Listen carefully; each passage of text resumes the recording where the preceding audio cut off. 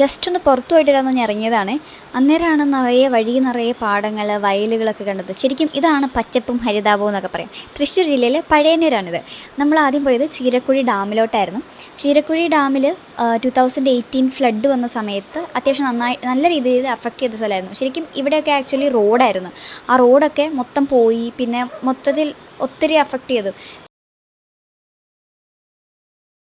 ഞങ്ങൾ ആക്ച്വലി നല്ല പൊരിഞ്ഞ വെയിലത്തായിരുന്നു ഡാമിൻ്റെ അവിടെ എത്തിയത്. പക്ഷേ അത്രയും വെയിലത്ത് എത്തിയിട്ട് പോലും ആ വെള്ളത്തിന് തണുത്ത കാറ്റടിക്കുന്നതുകൊണ്ട് ഇച്ചിരി സുഖമൊക്കെ ഉണ്ടായിരുന്നു.